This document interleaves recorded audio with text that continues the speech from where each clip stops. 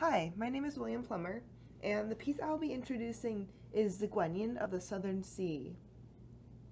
This sculpture was created during the 11th or 12th century in China, and it is believed to have been made under the reign of either the Liao or Jin dynasty.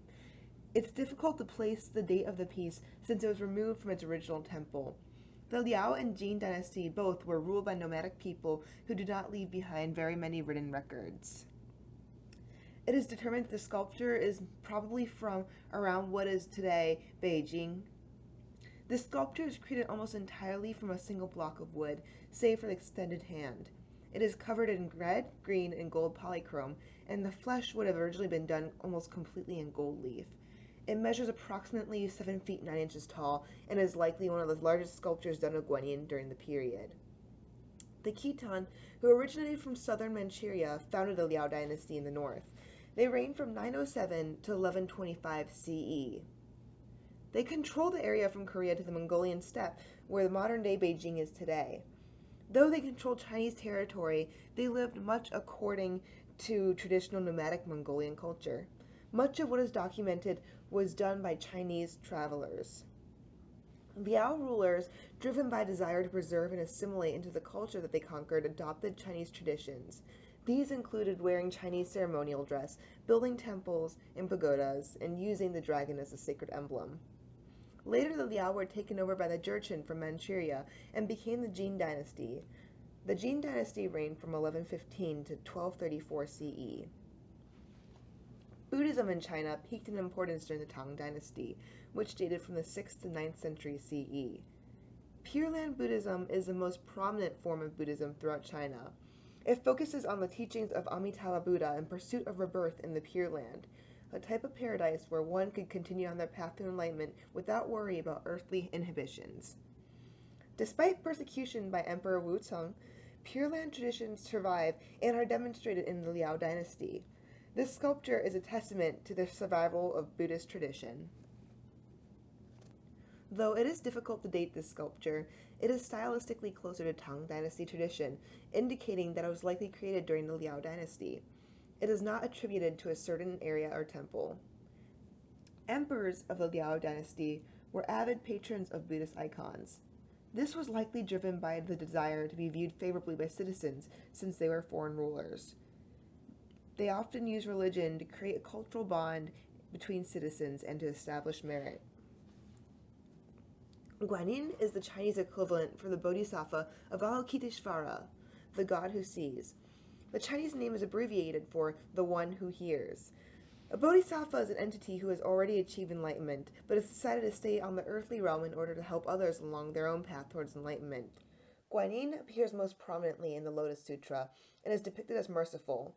They play a very large role in Mahayana Buddhism as they are the bodhisattva of compassion, one who sees and hears all the cries in the world. They are one of the most important bodhisattvas within Buddhism, and their role is to recognize and ease the suffering of devotees. Guanyin also helps deliver people to the Pure Land. You can see their eyes are downcast. The sculpture would have originally been positioned in such a way that Guanyin would have been making eye contact with those standing in front of it. They are the most popular figure in Chinese Buddhism because of the secular and magical powers attributed to them. Guanyin of the Southern Sea was meant to be a protector from shipwreck, literal and spiritual. It was believed that depictions of Guanyin could bring good fortune to people. This rendition of Guanyin has a lot of Chinese influence. There are more feminine traits because of incorporation of ideas from traditional folklore. Fusion with Chinese Taoist legends and goddesses of the regions eventually led to the transformation of Guanyin into a female. Guanyin is eventually associated with motherhood, conception, and childbirth, as well as compassion. This sculpture's gender is ambiguous. The pose and facial features can be regarded as feminine, while the torso is flat and the clothing is masculine. Bodhisattvas were intended to be genderless beings beyond the human form. This is a depiction of the Shui Rue, or water moon Guanyin. In some cases, it has been referred to as Guanyin seated on Mount Potalaca. This depiction is most likely a Chinese creation, as the first appearances occurred during the Tang Dynasty. The name is derived from the action of Guanyin looking down at the moon's reflection from their house on Potalaca. Potalaca is Guanyin's mountain abode set in the Southern Sea. It is described to be heavily vegetated and beautiful. You can see the pedestal alludes to the rocky face of the mountain, and there's moss growing on it. In the original temple, the pedestal would have likely extended to depict them sitting inside of a grotto. The pose that the Guanyin of the Southern Sea is in is referred to as royal ease. This pose can be seen in Tang Dynasty mural paintings, where palace ladies are depicted at ease in royal gardens. This is a very Chinese depiction of Guanyin, most typically seen during the 10th century. It draws from indigenous culture to appeal to people by depicting the deity as humanitarian and casual. The nonchalance indicates a regal but worldly character. Wood is softer than stone, allowing the sculpture to be very expressive. The sculpture is a composition and seems to move in space because of how dynamic it is. The sweeping drapery is used to move the eye, and the square buckle on the torso closely relates to the geometric cuts of the rock on the pedestal. The way that the drapery has been described is as almost calligraphic. It is very approachable and direct in its human appeal. The body type is relatable since it is not too exaggerated. There's a fleshiness and a faint air of femininity to it. Great care was taken in depicting the rolls of flesh on the neck and the gesture of the hands in a naturalistic manner. The joinery of the wood allowed for a less blocky composition. Though the Khitan people would have commissioned artists to work in a style closer to Chinese tradition, there are still traits about the figure that are distinctly Khitan. These include the slight elongation of the torso, the round and fleshy face with a full chin, and the style of the headdress worn. It is also important to take into consideration what the figure is wearing.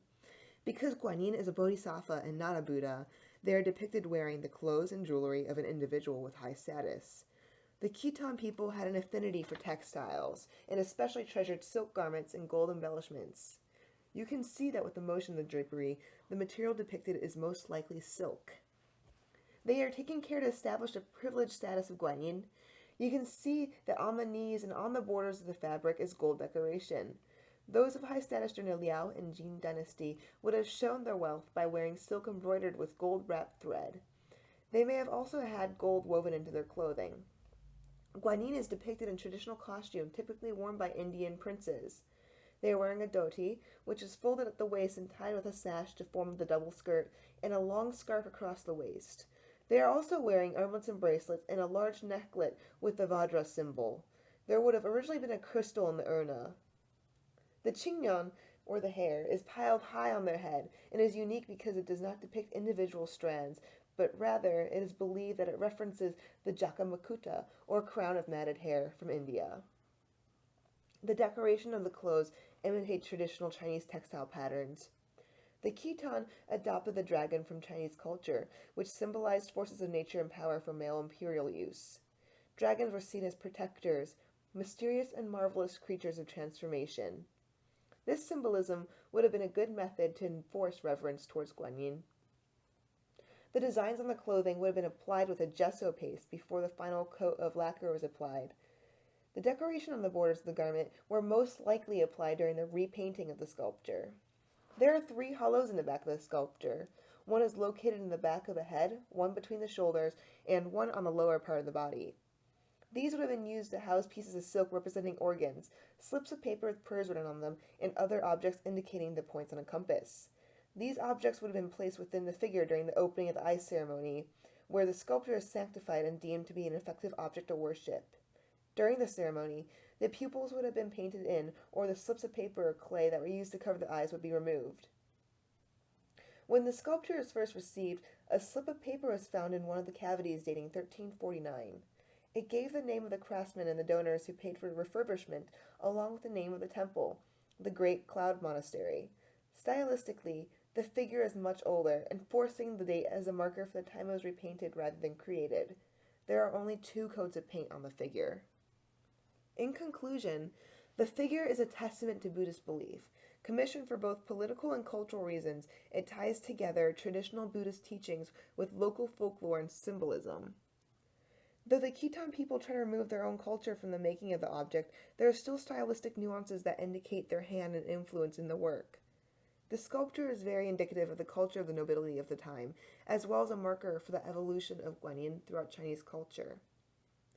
This sculpture is revered and respected not only because of its cultural significance, but because of the human connection one is able to form with it due to the stylistic choices taken.